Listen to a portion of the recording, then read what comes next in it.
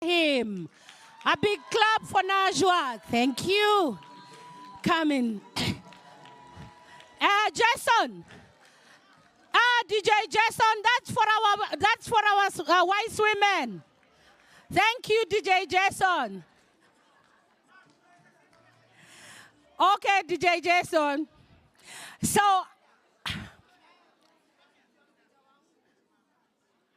you want to pick up? Kwa nini? No.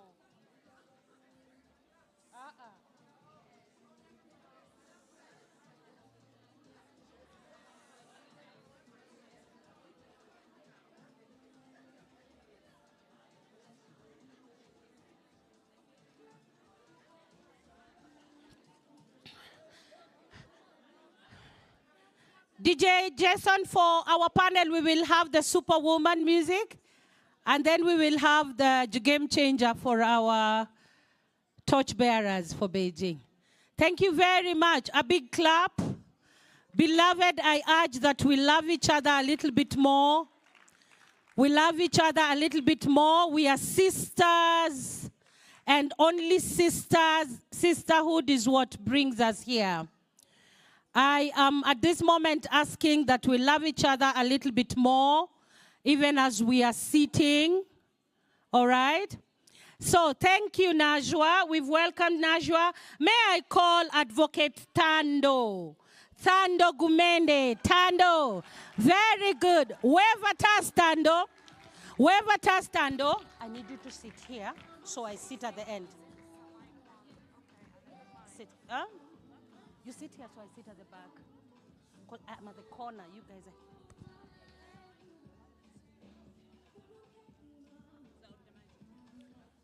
are we okay? She has to sit here. All right. Okay. Thank you so much. Thank you. I'm asking for more love. Are we together? You mean there isn't enough love in this room? I'm shook it. I want more love. Thank you so much. Join me in welcoming our third panelist, Michael Petros.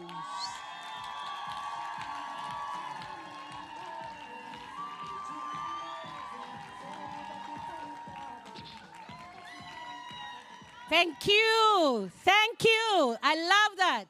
Thank you, Michael. Okay. Michael has received it. Say, I receive it. Okay. Thank you, Michael. Join me now in actually welcoming our next panelist, Jennifer Aboringa. Whoa. Wonderful.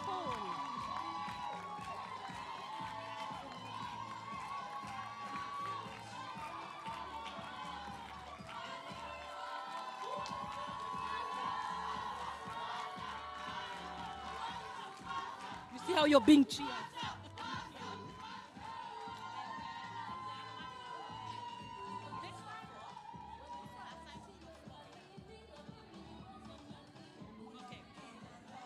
Thank you. Thank you. Jennifer has received it. And our last panelist, Dan Etseya.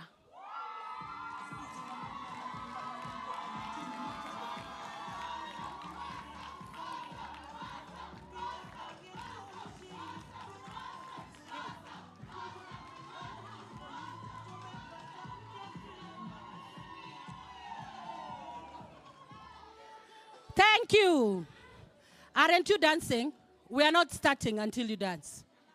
Thank you so much. So good afternoon once again.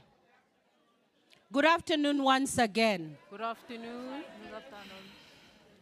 Are we together? Yes. This is an important section that emphasizes and strengthens the solidarity of African women, regardless of country, of status, of creed, of religion, of color, of anything else.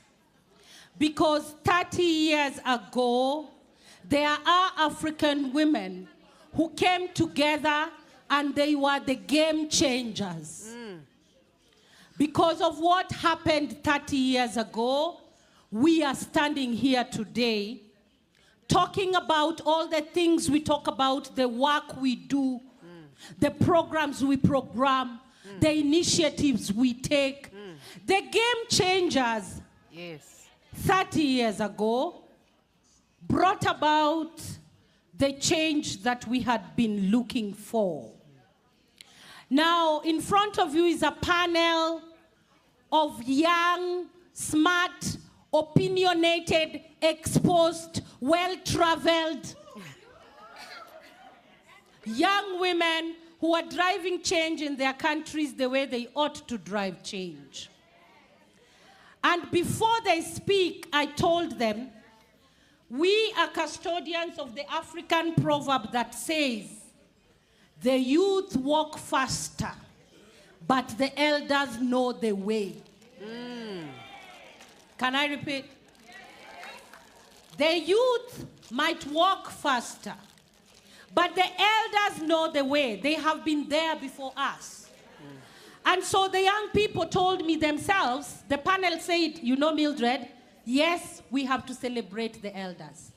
Yes. And so I want to start in honor and respect to call forward a few of our Beijing legends. Say Beijing legends. Beijing legends. Who went ahead of you and I and put together what we are doing now. The Beijing legends gave us the blueprint for gender equality and women's emancipation. The Beijing legends are the ones who gave us what we call the Bill of Rights for Women's Rights. Can I repeat? Say the Bill of Rights for Women's Rights. The Bill of Rights for Women's Rights. And today, before we kickstart the discussion, we cannot do it without honoring them. And so I want to start off, when I call out a legend, dance with the legend, bring her here for me, and let her wave at us. They are the game changers. My Nigerian sister, Oe. Flavor told us the game changers. The firstborn daughter is the game changer. So the legends are our game changers. So I want to start by welcoming, very first welcoming, Mama Wahu Kara. May I ask you to lead Mama Wahu Kara here? My sister, may I ask you to lead her? Ruan Goja. Ruan Goja. Goja. May I ask you to lead her? It is important. And I need you to hold her. Yes, please lead her here.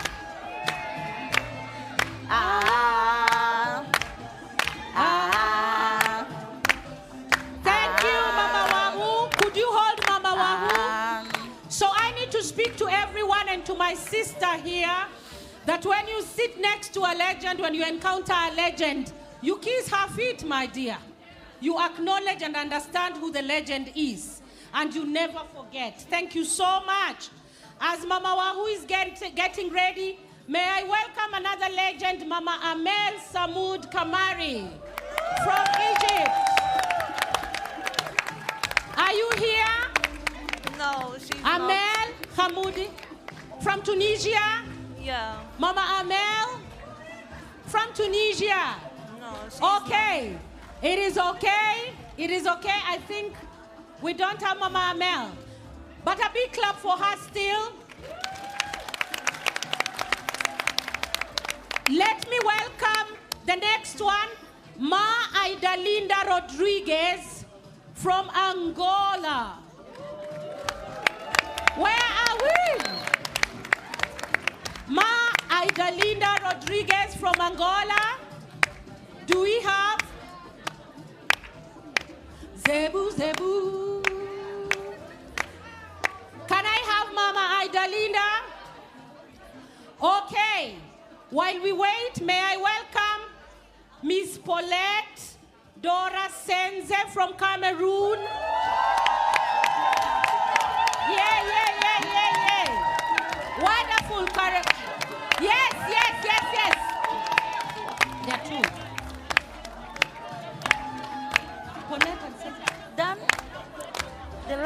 Paulette. This is so I'm like, do we keep going or we gotta take breaks? You know? The light is affecting me. Is it? Paulette Meta. Oh, thank you, Mama Paulette. Let's look away for a little bit. Thank you. Exactly. Thank you very much. Oh, wonderful. May I call upon Mama Annie Bambe from the DRC. Yes, Mama Annie Bambe from the DRC. Please, could you clap for Mama Annie Bambe? A big clap for our legends. Thank you. Oh, this is so cute. Thank you, Mama Annie. May I call upon Lea Mboua from the Central African Republic? Yes? She's not here. She's not come. Yes. Can I have Mama Lea Mboua from the Central African Republic? May I call upon the legend Sarah Longway? The legend Sarah Longway of the Sarah Longway Gender Policy Analysis. Wonderful. May I call upon Mama Emma Kalia?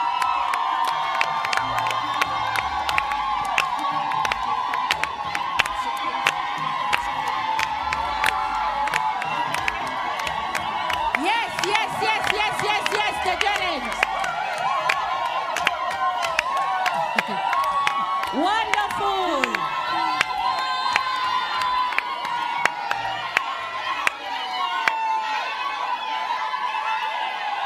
Thank you. Thank you. Hey, thank you, Malawi. Thank you. Okay, may I call upon, and I apologize if I'm not pronouncing it right, Dr. Turelebi Augusta Koripamo Agani from Nigeria. Woo! The game changer from Nigeria. Woo! Thank you, thank you, thank you. Thank you, thank you. Yes, yes, yes. The lion is here. Zebu, zebu.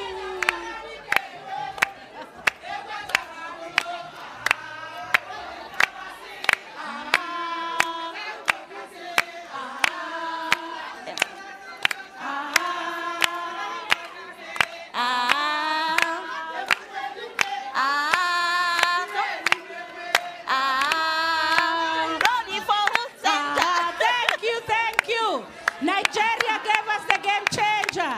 May I call Ambassador Haja Alari Awanatu from Sierra Leone. Woo!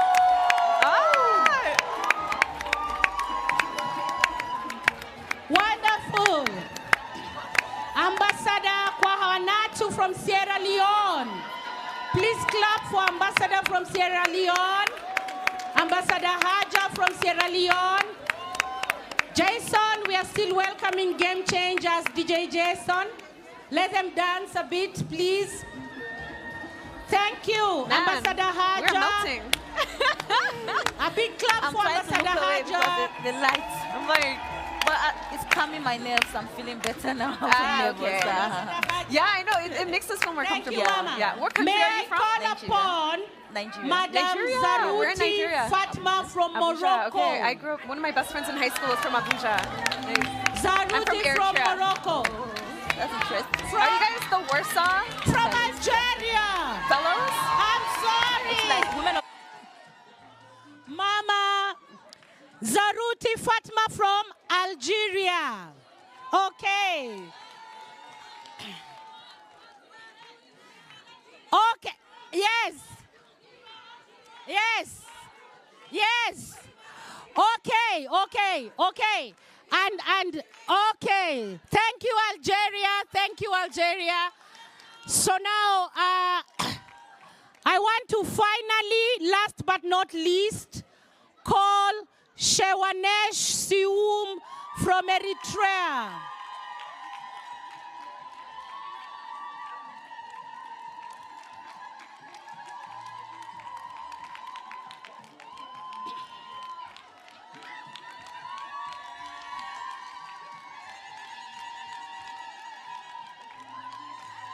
Thank you. Thank you, thank you. Can we take our seats as we leave the legends to stand here before us? Can we all sit down, please, as we continue? The legends, please continue standing here before us for just 2 more minutes. African women, I present to you the women who opened up the gates for us. I present to you the women who were bold enough 30 years ago to go and speak about everything that impacts women. I present to you the women who we are trying so hard to follow, to emulate, and who we know it has not been easy. May I have only the legends standing? Okay. Walk to copy.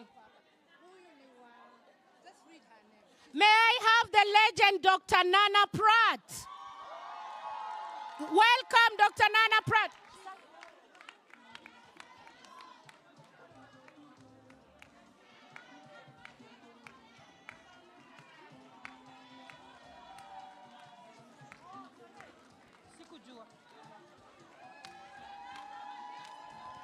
Thank you, Mama Nana Pratt.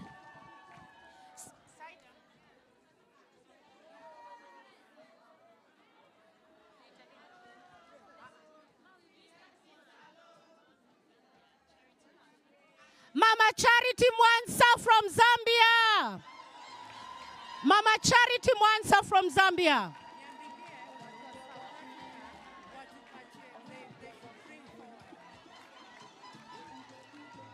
South Africa sisters, please come forward. We didn't get the name correctly from you, South Africa, please. Who? You didn't give us.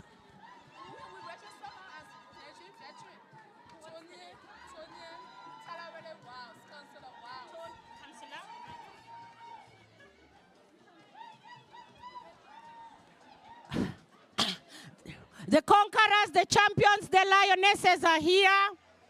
We know that the lionesses are more vicious than the lion. You know that. Between the lion and the lioness, which one is more vicious? These are the lionesses. These are the lionesses. May I get our sister legend from Liberia, and we had left you out, Councillor Tonier Taleni. Councillor Tonier from Liberia, a clap for her. Thank you. Thank you very much. Thank you very much. Now, can we all be seated? Thank you. Can we all be seated? The legends are here. The conquerors, the game changers, the legends, the lionesses are here. We want to appreciate and thank all these women who opened the gates for us. Maybe we have never said it enough. Maybe we've never acknowledged. But in this AFWID of 2025, we want to go into record by saying that we celebrate you. We affirm you. We honor you. And now as you stand there, the young people who have picked the baton from you will come around and just say thank you. You don't have to use the mic. Just come over here as you go around. A big clap. The young people want to say thank you. They are the ones in the panel. They will say thank you one by one. Yes. Game changer can continue. DJ Jason, that's good enough. You start from here. Yeah, you just say thank you. Yes. They want to say thank you. It is important that we appreciate our elders. When the young people run faster, they forget that the elders were there before. Thank you. Thank you so much. We appreciate you.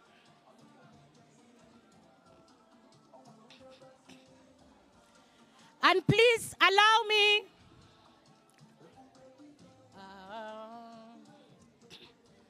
Thank you. Thank you. We celebrate and appreciate you. We honor you. These are the shoulders we are all standing on. And maybe sometimes the shoulders are so tired, but we are stepping on them so hard.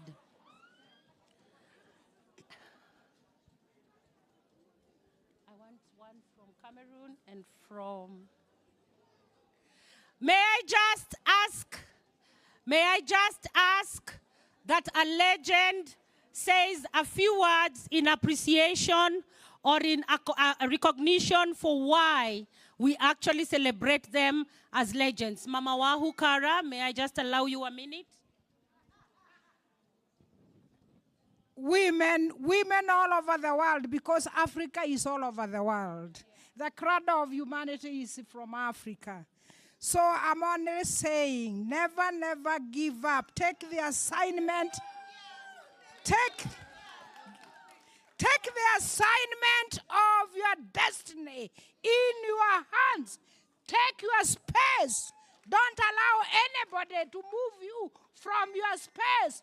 And march with a spirited spirit that is African woman, courageous, never to give up.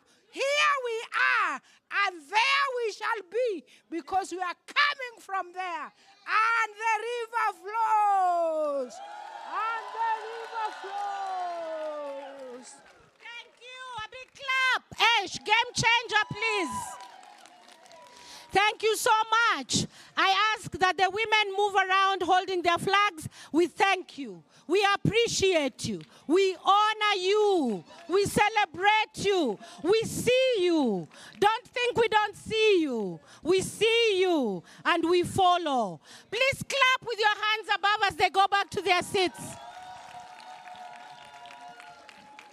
Thank you. Okay, countries, you can come and pick the legends for them to see it. Thank you. Thank you very much.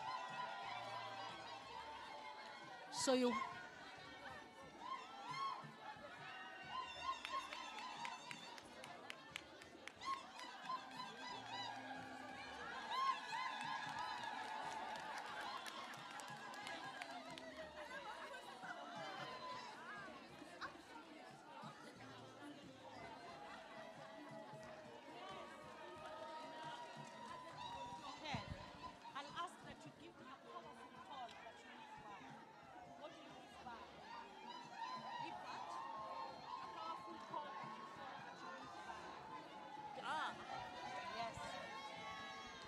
Thank you, thank you, thank you. Please take your seats.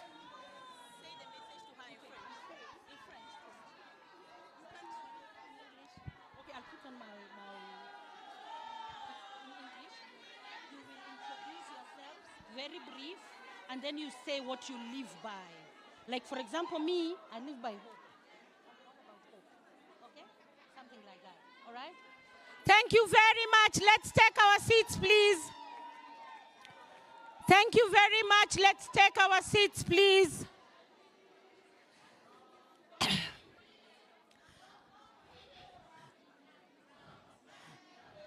Thank you, Liberia. Please take your seats. Thank you. Thank you very much. Thank you very much. Malawi, please take your seats. We see you.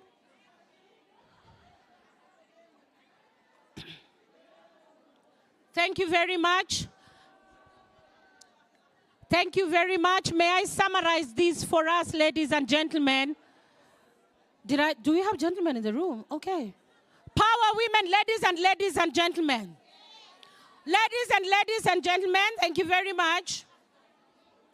Please take your seats. Allow me to get the panel to introduce themselves as we begin the conversation. What you have seen here is the elders standing to say, we did it. We went. We did it. And what you have seen is the youth, the younger ones coming to say thank you. Thank you. I took the mantle. I'm now walking with the mantle. Do you understand why it is important to acknowledge? Yes. Always remember that the youth might walk very fast, but the elders know the way. The youth might run very fast, but the elders will tell you, pass here, here there's a hole. Avoid this one here, you will fall. Go this way here. Are we together? So the youth walk faster, but the elders know the way. May I start by welcoming my panel. They are going to introduce themselves and just briefly say who they are, but also tell us what they live by. What they live by. So we start with you, Najwa. Marhaba. Hello. Did you Are hear? we together? Yeah. مرحبا. مساء الخير. أنا نجوى إبراهيم من مصر. Just a minute, Najwa. So Arabic, are we all together? We get into our interpreters? Yeah. Do you have this? Okay. I do, yeah. I will speaking with my native language You speak in your? in Arabic. Okay. Okay. Speaking Arabic. Yeah. Okay. Okay, thank you. Can you hear? Yeah. All right. Okay, please can you go ahead, Najwa? مرحبا. أنا اسمي نجوى إبراهيم من مصر. سعيدة جدا بحضوري معاكم النهاردة ووجودي في منتدى المرأة الأفريقية. وحقيقي دي أول حضور ليا في أفريقيا بشكل أساسي، وسعيدة جدا بكمية الحب والتضامن اللي أنا شايفاه، ويمكن دي أكبر تظاهرة حضرتها يعني من سنين. آخر حاجة كنت حضرتها بنفس الزخم ده كانت منتدى شباب العالم في مصر. فيعني حقيقي أنا مبسوطة جدا بالفايبس البوزيتيف فايبس اللي أنا حاساها ما بينكم، حاسة إن أنا ما بين أسرتي وأخواتي وأهلي. أنا نجوى إبراهيم المدير التنفيذي لمؤسسة إدراك للتنمية والمساواة في مصر. هي مؤسسة معنية بالأساس بحقوق النساء والفتيات. بنشتغل على قضايا الصحة الجنسية والإنجابية والعنف ضد النساء والأمان الرقمي وتمكين الكوادر النسائية والشابات. أنا حاصلة على بكالوريوس علوم سياسية ومعايا دبلومة في إدارة المنظمات غير الحكومية وعضو اللجنة التنسيقية للشبكة العربية للمجتمع المدني النسوي. وسعيدة جدا بوجودي النهاردة. بالنسبة لسؤال ميردا بخصوص القدس اللي أنا عايشة بيه، أنا دايماً بشوف إن الشابات قادرين إن هم يقودوا التغيير التحويلي في بلدانهم على المستويات المختلفة المحلية والإقليمية والعالمية كمان، وإن إحنا نوصل صوتنا. وكمان بشوف لأن إحنا عندنا مرصد لجرائم العنف في إدراك إن النساء مش مجرد أرقام ضحايا العنف، النساء والأطفال ضحايا العنف مش مجرد أرقام في إحصائيات، بل هم حياة بني آدمين محتاجين إن هم يعيشوا ويتمتعوا بالحماية ويتمتعوا بحقوقهم والوصول للموارد. فأنا دايماً بحاول إن إحنا نشتغل على الموضوعات اللي لها علاقة بحماية النساء وتوفير كل سبل الدعم ليهم. شكراً لكم. Thank you. Thank you, Najwa. Thank you very much. And I will call again that we grant the panel grace by just being quiet, so we can hear what they're saying. It helps when we listen. Thank you. Advocate Tando, you're welcome. Thank you so much, Mildred, and thank you so much for holding the space so beautifully and setting the tone.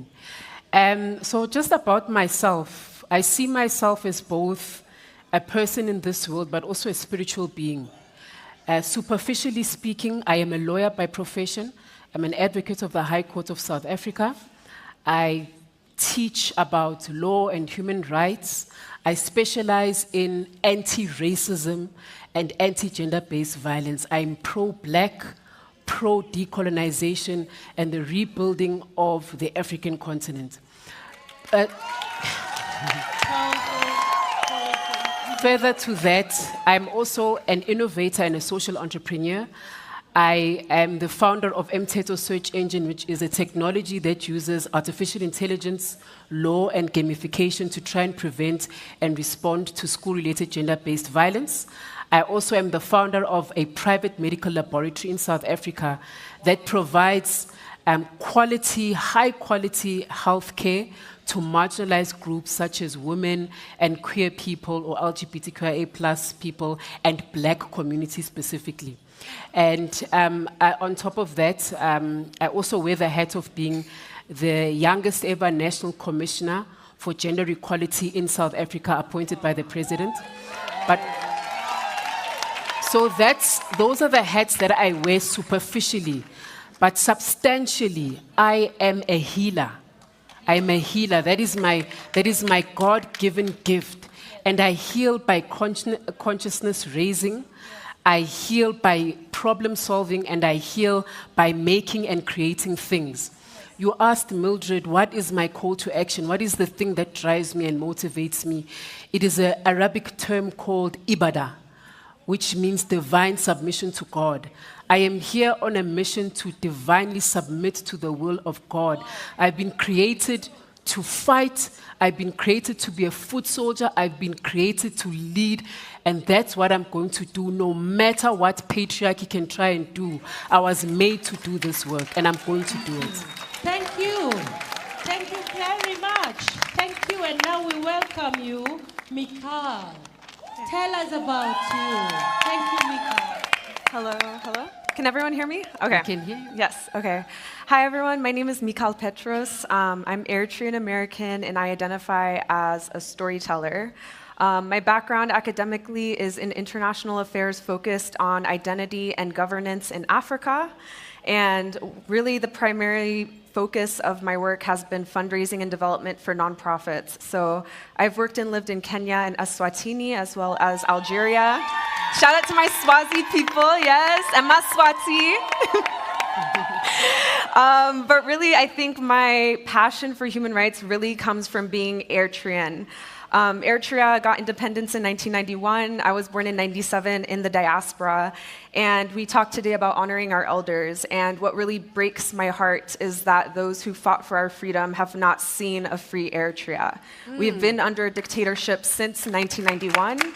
And since 2001, there has been no freedom of press, arguably since before that, but legally since 2001, there's been no freedom of press. There's forced national conscription of young people, also women and girls, into the military. And people flee by the tens of thousands each month just to flee specifically military conscription in order to get an education and to get a livelihood outside of the country. So as someone in the diaspora who is speaking out, I cannot go back to Eritrea, but something that I'm very passionate about is being a force in the diaspora to support those who are enacting change and supporting those who are fleeing. So a lot of the work in the diaspora is focusing on helping refugees resettle, and now we have a new generation of Eritreans who can now speak for themselves, who've experienced what's happening in Eritrea, and we're working with them to amplify their voices. So I'm here as an Eritrean American, and I understand that privilege, and I'm really here to amplify the stories of those who are experiencing the dictatorship back home. Thank you. Thank you very much. Thank you. Keep up the same spirit of cheering us. Please keep it up. Now, Jennifer Aboringa. Jennifer, you're welcome. Yeah. Thanks so much, Mildred. Hi. My name is Jennifer Bonge. Yeah. Jennifer Bonge. Please forgive me. Sure. And I am from Nigeria. And I am a feminist. And I am also part of an amazing team, a group of young women called the Women of the South Speak Out.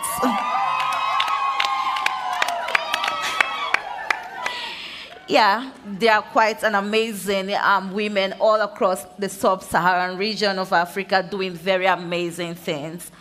I fashion myself a mainstream feminist, because all I do as a person, okay, brief history, I became a person with a disability at the age of 18, shortly after my secondary education. This was a very vital time in my life, a time where I thought I was 18, and I got the freedom, finally, to be my own person, an adult. And then I survived a spinal cord injury, and I became a person with a disability. And since that time, having a disability has helped to shape my life, has given me a purpose. what I am driven by as a person. And all that is summarized in the work I do to mainstream disability inclusion in all spaces. So as a person, whatever I do, I'm advocating for the mainstream and inclusion of persons with disability in all spaces and all walks of life. And I am happy to be here today to see that not only am I here, but there are several other young women with disabilities who are represented in this room. It speaks to the fact that we are heading somewhere. Thank you. Thank you very much. Thank you, Jennifer. And now we welcome Dan. Dan is here, yes. Merci beaucoup. Je vais parler en français. Alors, je me nomme Dan Etia. Je réside actuellement au Sénégal et je travaille au CRES, qui est un centre de recherche de l'économie et du social. Et nous aidons l'État sénégalais avec d'autres ONG en ce qui concerne les politiques publiques. Et en parallèle, je suis avec Ressort et parfois avec Féminet. Et tout ce qui concerne l'économie publique, j'y suis.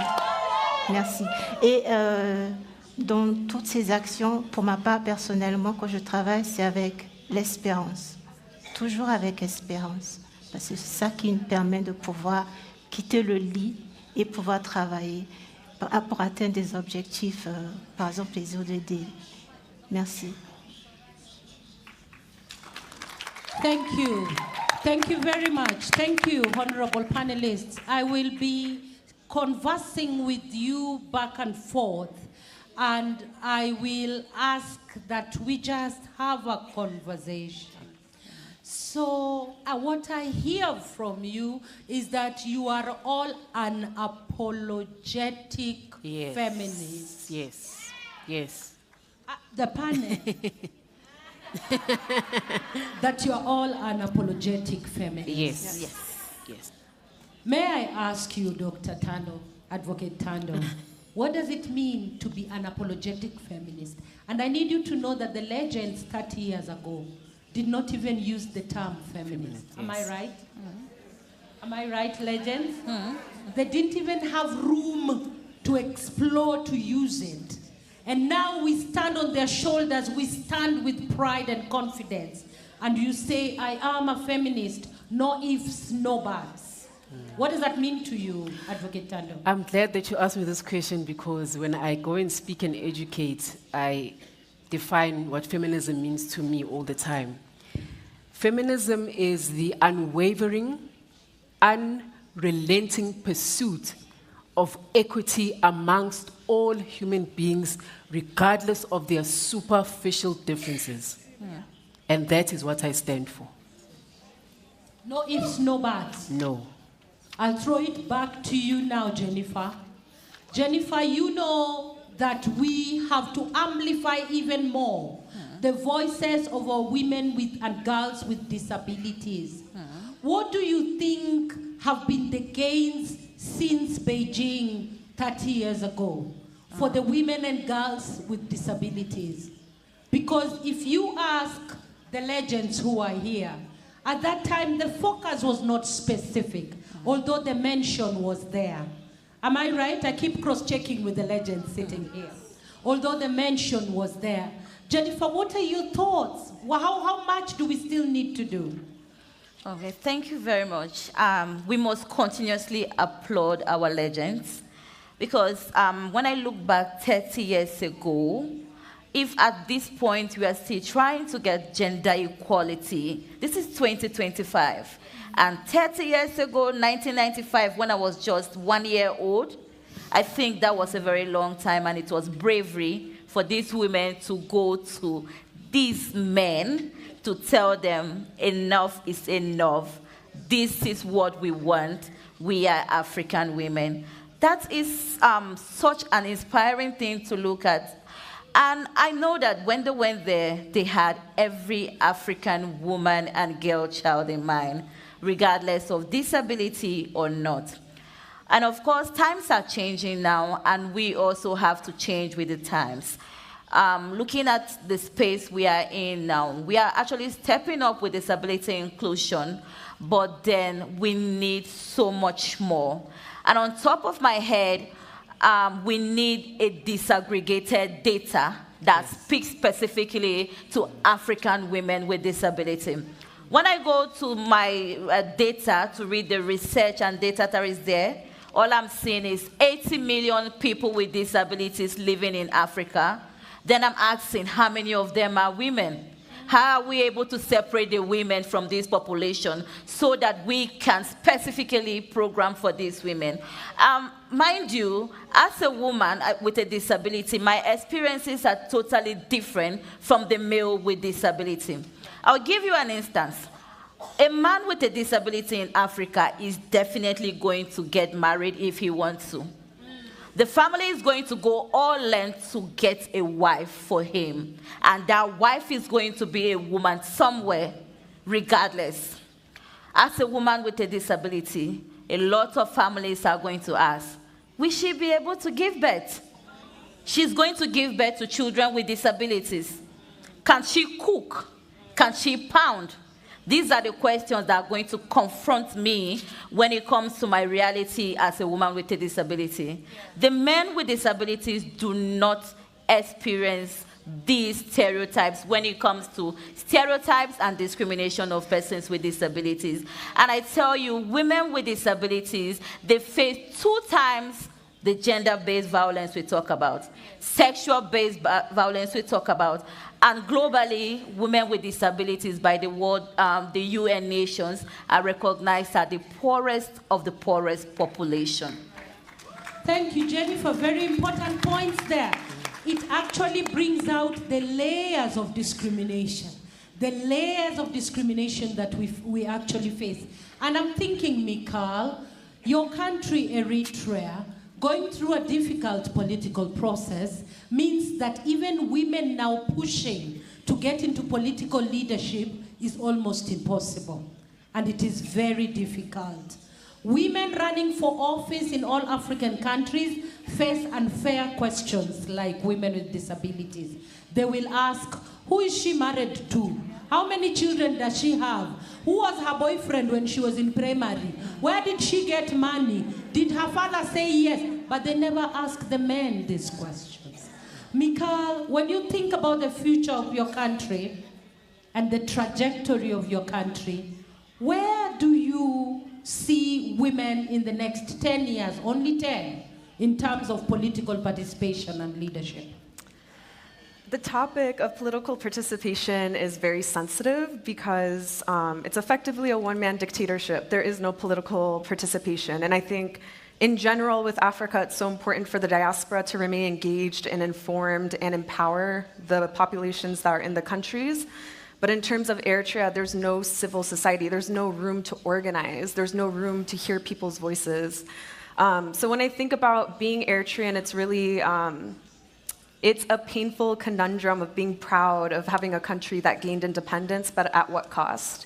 And when I think about independence, I think about how our military had 30% women. We had a significant number of women contribute to the war efforts.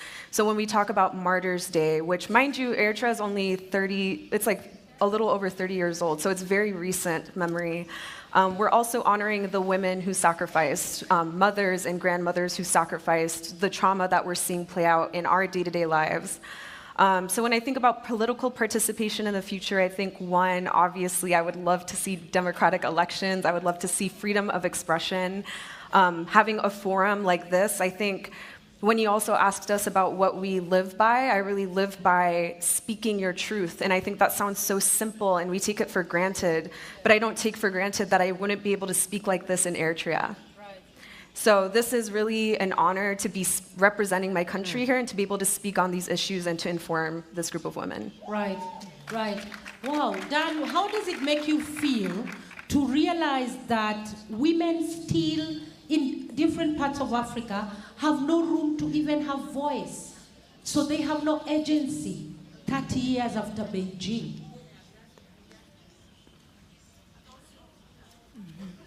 Please, can you repeat, please? Can you repeat your question? Yes. How do you feel to understand that women in other parts of Africa, maybe not in your country, but in many of our countries, still do not have room to voice as women or to have their own agency, just as Michael has described the situation in Eritrea. And yet, 30 years ago, our legends went to push for voice, agency, and power for women. Okay. Merci beaucoup pour la question. En ce qui concerne le pouvoir qu'il faut donner aux femmes, d'abord, on peut voir les statistiques au niveau de l'Afrique en général. Il n'y a que 27% des femmes qui occupent des sièges au niveau du Parlement. Et maintenant, au niveau du Sénégal, ils sont au moins 50% de femmes et 50% de femmes. C'est à féliciter. Mais les places que ces femmes occupent au niveau du Parlement ne sont pas des places parfois stratégiques où on prend des décisions. Et du coup, ça porte préjudice en ce qui concerne les décisions qu'il faut prendre sur les femmes, en ce qui concerne l'éducation, la santé et bien d'autres questions de politique publique. Et certes, les régions de l'Afrique de l'Ouest ont assez quand même fait des progrès en ce qui concerne le fait de pousser les femmes à être devant en action, mais ceux de l'Afrique centrale, il y a encore beaucoup d'efforts à effectuer. Et ceux de l'Afrique de l'Est aussi, ils font quand même des progrès, et ceux de l'Afrique du Sud aussi également, et ceux du Nord. Mais par contre, dans la région d'Afrique centrale, il y a encore vraiment des efforts qu'il faudra effectuer. Je ne sais pas si j'ai répondu à la question. Thank you, but I'll still make your life difficult, dear panel, because you are the young ones who have picked up the mantle from the legends. My question, and I'll start with you, my sister here, my dear. The legends fought for all these things we are discussing 30 years ago. And I heard from your description of the work that you do, it's still intervention in the same things. Why do you think we are still stuck there? The legends, when they went to Beijing, there were how many thematic areas, people? 12. 12. To Beijing, how many were there? 10. 12, yes. There was women in media, women in economic empowerment, women in poverty, women in environment, women peace, and you had the children, isn't it? There were 12. So what are your thoughts? Why are we, 30 years later, still fighting and pushing for the same thing? Does it mean that I will moderate your session 30 years from now? Believe me, I will be moderating, inshallah. And you will be giving me the same answers. Tell me, I need you to shift it for me. Okay. I think it's related to, it's not, we are not working hard, but it's related to how much we face it anti-right movement and the backlash in our societies, and how much the conventions and the law enforcement can help in this. I speak in English. Sorry. Yes, it's okay. بتكلم بالأساس على إن I'm forget it. إحنا بنواجه بقالنا سنين. أنا أتكلم عن بيجين بشكل عام. بيجين بشكل عام بقاله 30 سنة وثيقة معلنة فيها 12 مبدأ لحقوق المساواة ما بين الجنسين والمعايير الخاصة. Interpreters, are we good? Yes. Slow down. Yes, yes. Okay. It's good? Yeah. Okay. ال 12 مبدأ دول كل 5 سنين بنعمل مراجعة للمعايير الخاصة بمدى التقدم فيهم على مستوى الدول، سواء كان في الأفريكان كوكس أو في الأرب كوكس.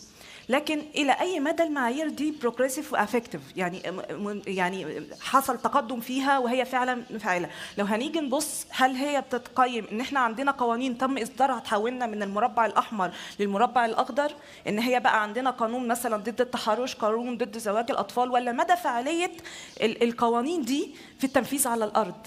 وقد ايه قادره تساعدنا ان احنا نحمي الستات والنساء والفتيات في المجتمعات المحليه بتاعتنا، وقد ايه احنا بنشارك في صناعه القرار في الدول بتاعتنا الخاصه بينا وفي الاليات الدوليه، وقد ايه احنا قادرين ان احنا مونيتورنج ونقدر نحاسب الحكومات على يعني انفاذ القانون واليات الحمايه. فعشان كده لما انت بتكلميني ايه بقالنا كذا سنه بنشتغل، احنا بنشتغل بس الريزيستنس اعلى من اللي احنا بنشتغل، بس ده مش معناه ان احنا ما حققناش. احنا حركات مدنيه وحركات نسويه قويه جدا، بنقدر ناخد خطوات على الارض. بس خليني اقول لك ان ال5 سنين اللي فاتت دول حصل باكلاش كبير جدا، في تراجع كبير جدا في الحقوق. احنا بنحاول حاليا ان احنا نحفظ مكتسباتنا اللي قدرنا ان احنا نحصل عليها خلال السنين اللي فاتت. احنا حاليا بنتكلم على سن زواج بينزل ل9 سنين. بنتكلم دلوقتي على قوانين بترجعنا تاني ورا بعد ما خلينا مثلا 16 سنه في كتير من الدول. بنتكلم على فكر بيحرم كلمات بحد ذاتها ان احنا نستخدمها في مصطلحات في بلداننا. احنا ما عندناش بادي اوتونومي ولا استقلاليه جسديه ولا ملكيه جسديه. بنتكلم على ان ما فيش، بنرجع لورا. كنا بنقدر ننزل ونعمل اويرنس ليها علاقه بالصحه الجنسيه والانجابيه، دلوقتي تستيبوا مجرد الديجيتال سبيسز بس المتاحه لينا. ورغم قوه الديجيتال سبيسز اللي احنا قادرين نعملها، لكن احنا بنتعرض كمان في الديجيتال سبيسز ناشطين ومدافعين عن حقوق النساء، بنتعرض لعنف في الديجيتال سبيسز وبنتعرض لتهديدات. فكل دي عوامل مخليانا ان it's back. Thank you, and I want to hold that thought, Advocate Tando, because we are talking law. We have laws. We have put policies put in place.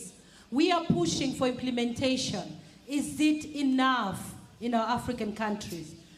Once upon a time, 30 years ago, we felt that these laws have to be put in place for women and girls to rise. Advocate Tando, what is wrong with the laws that we have and policies across the continent? Please speak generally. You know, this question, if you will afford me an adequate amount of time, because it's very meaty. Yes. The problem that we have is that we don't fully want to recognize what the real problem is and to tackle the real problem. In order for us to collectively be able to ideate what our collective dream looks like, it means that we must collectively engage in a reconciliation of our history and where we come from. Now, I want to go back to Europe prior to colonization. There are many people, you had asked me what is feminism, what do I think about it? There are many people who think that feminism is a new terminology. In fact, if you look at the anti-feminist patriarchal movement of modern times, they have this terminology that they use of the modern woman versus the trad woman, to say that feminism is something that is very new and therefore it is illegitimate and is therefore collapsing our societies and our communities. Now, remember I said unwavering, unrelenting pursuit to equity. Equity is not a word that exists in a vacuum. There's a history behind that and why we are pursuing it. Before colonization, European women were being harassed and mistreated by white European men. They were not allowed to vote. They had no sexual and reproductive health and rights.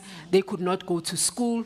They could not own property. They could not have any identity outside of their husbands and their marriages.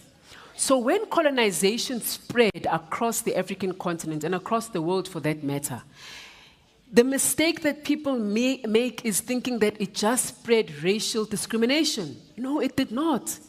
It took with it everything else that was already sophisticated within the European society, one of which being classism, sexism, and misogyny.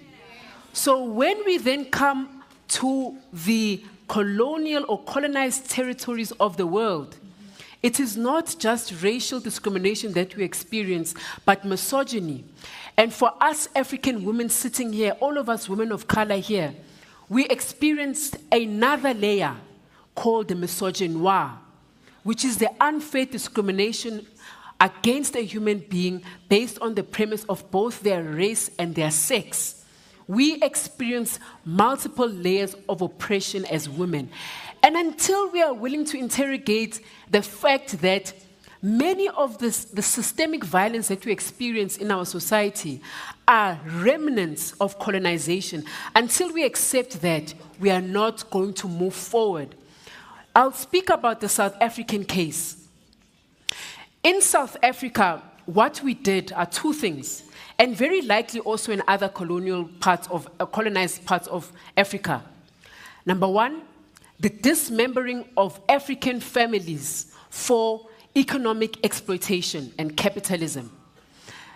Number two, it was the reinforcement of ideologies such as eugenics and the weaponization of legal systems, economic systems, educational systems, healthcare systems, and academia to push the agenda against our African families.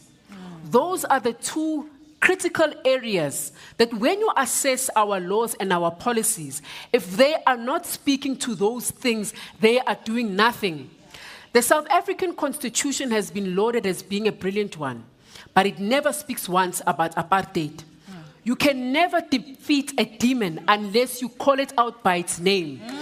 If you want to defeat a demon, you call it out by its name, and that's where you start. The reality is, and I'm talking about colonization and apartheid because we are still colonized. We are colonized in different ways. You have got countries that are led by black politicians, but when you open the veil, when you pierce the veil of the leadership of our countries, there is Europeans, there are Americans, and there are white people who are running the country. The revolution of our society lies in three places. And until we tap in these three areas, you will not get anything. Number one, it is in our African families. Number two, it is in our African communities. And number three, it is in how we as individuals identify ourselves and play a role in the community. That is where our revolution lies.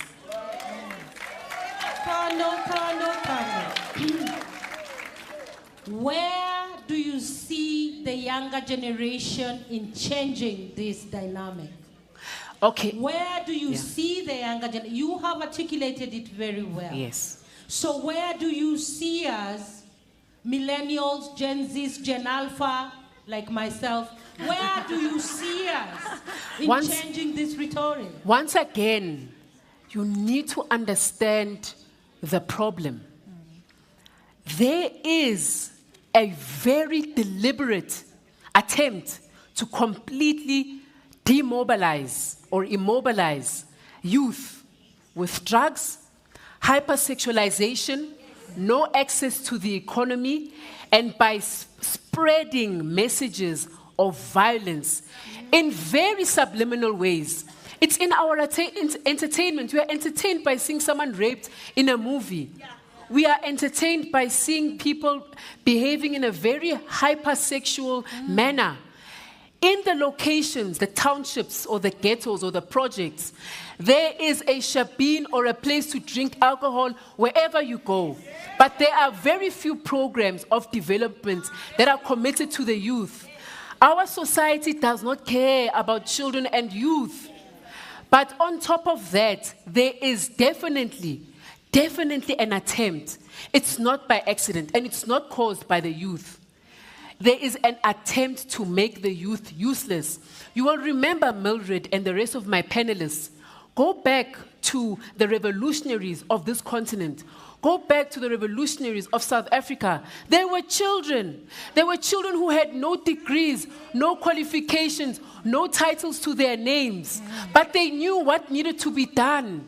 We are few and far between. Now you ask me, how do we have the exchange? The problem and the plot twist, Ma'am Mildred, is that the people who are orchestrating the mobilization of the youth are that very group of elders who don't want to move out of power and rely on us being immobilized to continue to hold power. Wow. Yeah. Thank you. Nicole, Jennifer, Dan, do you feel the same way? Do you feel the same way? Yes, Nicole? Yeah, I would love to speak on this because also, just to run it back a little bit, I'm Eritrean, born in the United States, but most recently on the continent, I worked in Eswatini. Shout out to my Eswati, I saw y'all. Yes.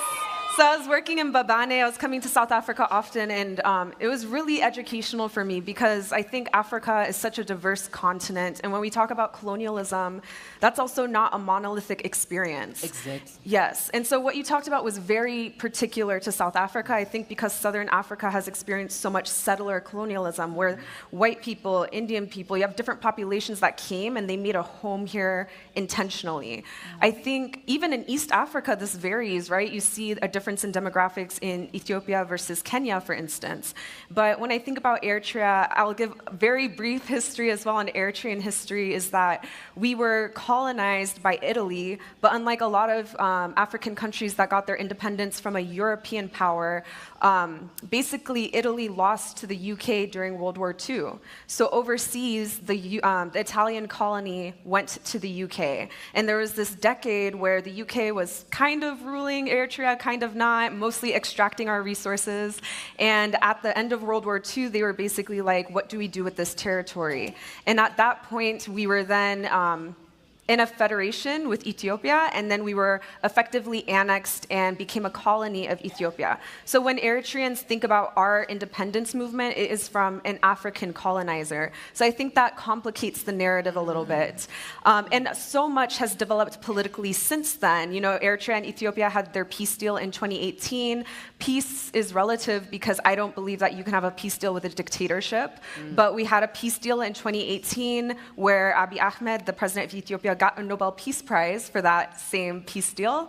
Yeah. And then only a couple of years later, you have conflict in northern Ethiopia in which Eritrean troops are welcomed by the Ethiopian government to invade.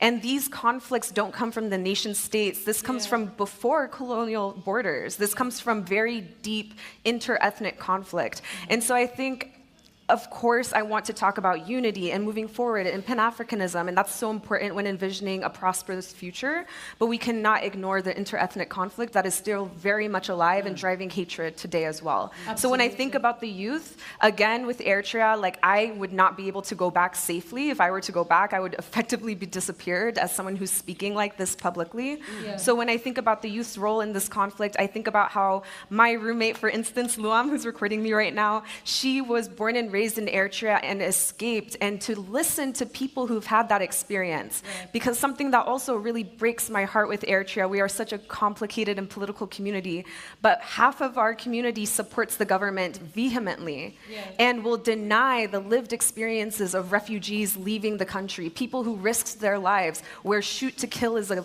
policy at the border, risk their lives to flee to Ethiopia, the same country we got independence from, and then to go on to wherever they go, Israel, Europe, the United States, we're everywhere. Even in Africa, if you are from Uganda, Kenya, South Sudan, you know Eritreans. South Africa, you know Eritreans. We are everywhere, and we are building lives. We are smart, capable people, and I would love to see us be able to reinvest in our continent. But until that's a reality, we have to invest in the community that's leaving currently. Thank you, Mikal. It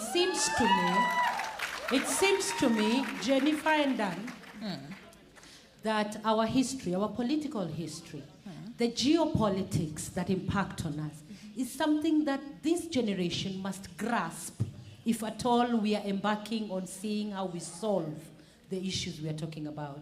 Do we agree? Sure. What are your thoughts? I really do agree with this fact, and I must agree with Tando when she said that we cannot talk about an issue if we do not mention the big elephant in the room. Most times, it is not that the youth are not willing to run like we've been told. The youth are ready and willing to run. In my country, Nigeria, I have seen several times when the youth try to push back on these things, and we've seen with the famous NSAS that happened in Nigeria, we've had the Not Too Young to Run bill, but where has it gone in Nigeria? So politically and leadership-wise, the youth are really pushing hard to occupy these spaces, but we are being told a different story. We are being told a separate history from the one we know. Currently in Nigeria, there are even backlash on even if history will remain in our curriculum. And you know that if we do not have the information, we do not have the power. They want to scrap out history from the curriculums of Nigerian education system. And it's happening. So I ask myself, if we do not have the information, how then do we possess the powers that we need?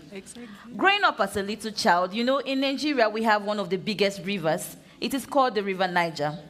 And as a child, I kept hearing it was discovered by a white person. And then you keep asking yourself, where were our people who lived by these riverbanks? Because I live across the river Benue, and there were people who resided there before the white man came. But we are still told that the river was discovered by someone.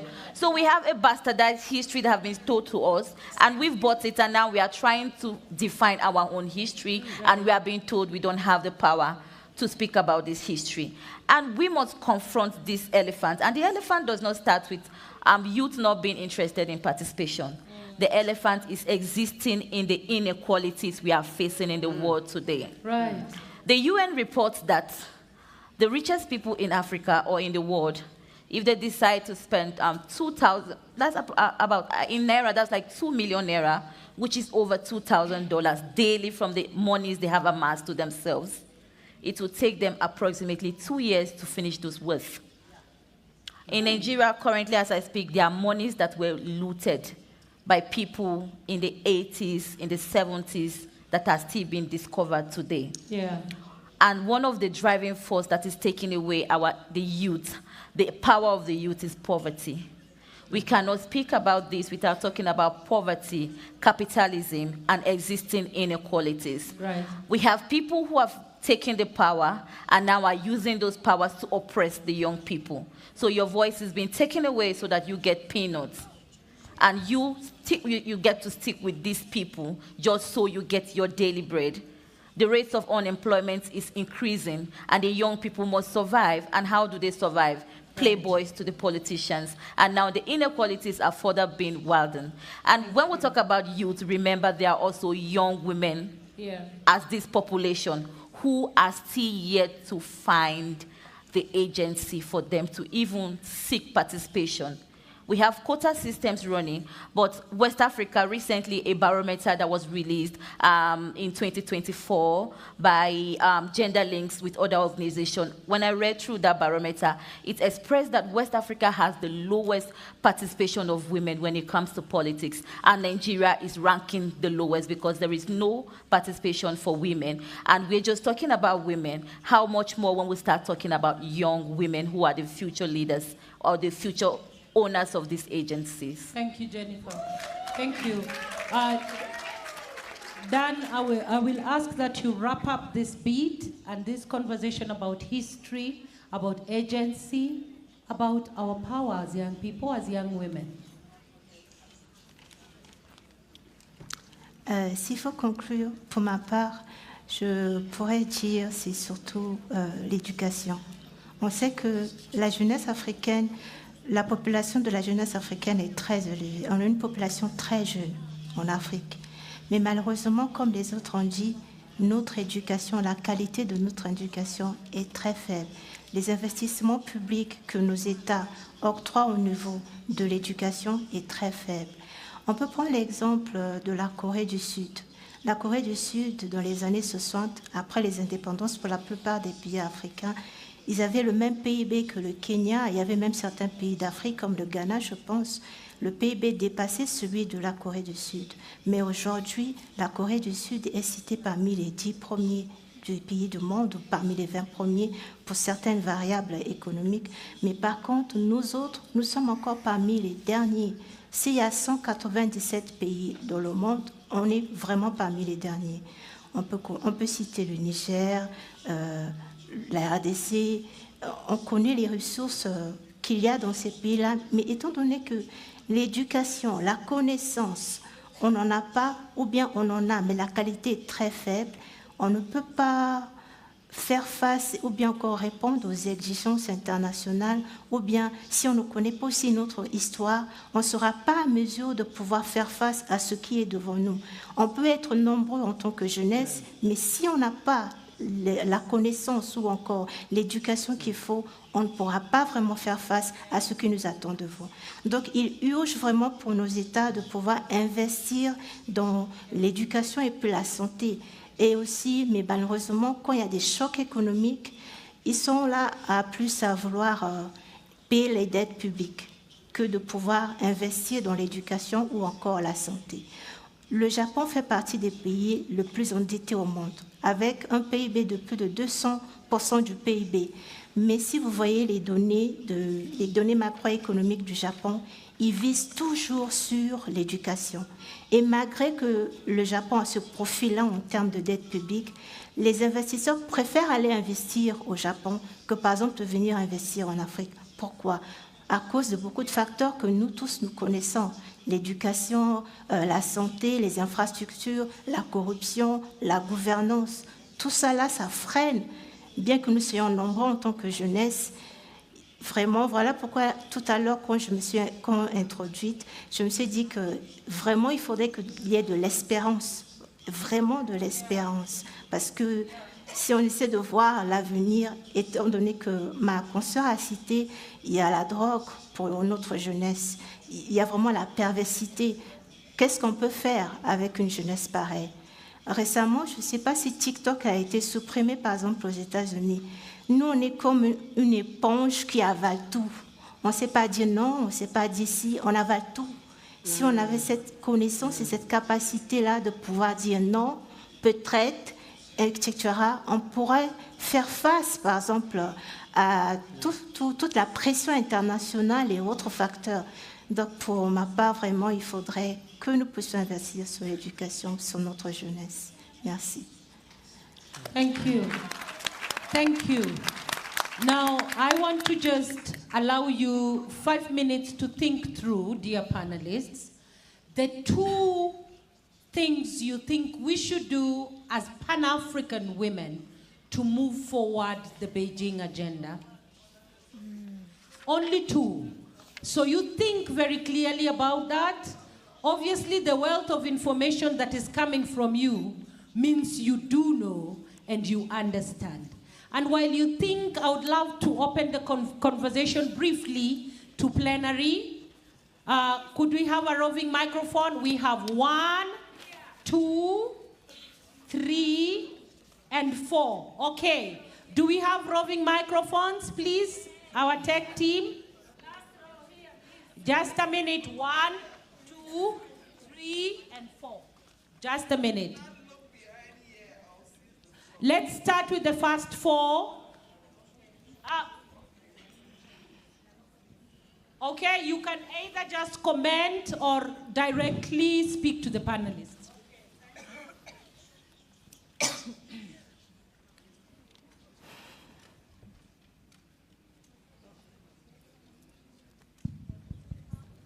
Hello.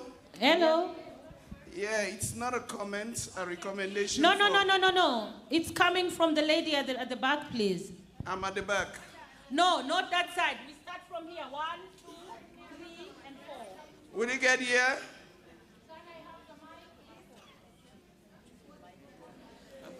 The tech team, could you just help us have the right microphone? Thank you. Yes, hi. My name is Fatima Ahmad. I'm from Sudan. I'm the country coordinator. I would like to make a comment, and I'm really surprised.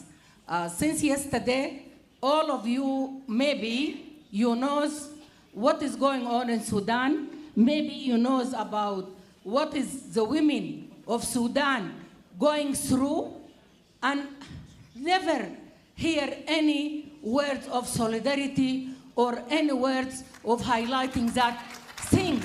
How it comes, we've been as an African women, and we come with so much struggle to come here, just to find some kind of solidarity and to raise your voice with us.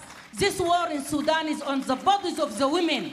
Yes. Hundreds of thousands being raped, displaced, being even abducted and sold in other countries. So as African women, how it comes? Since yesterday we never hear anything, any words of solidarity or to condemn this act and to say something about this crime going on for the women of Sudan. Thank you. Also the youth. Youth have no education for 2 years, no university, no schools. So, and we saw here all the youth from other African, and they don't say anything about Sudan.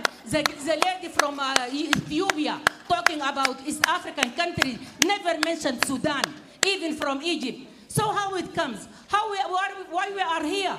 We are here as African women for solidarity and to raise our voice and to back African women in all the continent, especially who going through this hard time. You should stand up Thank you and so show much. solidarity to her. Thank you. Thank you, Mama. Thank you, my sister. And we hear you, and our hearts go out to you and all the people of Sudan. And if in any way it has looked like an omission, I would like to tell all the people from Sudan that most of the women working in this room actually program around Sudan, actually try whatever they can from their countries to create spaces on the issue on Sudan. But it is no excuse whatsoever in us not being able to officially stand for Sudan. But I need you to know that all the women, the young people are here, and they show you that they are standing for Sudan. Yes. They might not have mentioned Sudan. We might not have mentioned Sudan. You might not have heard the word Sudan.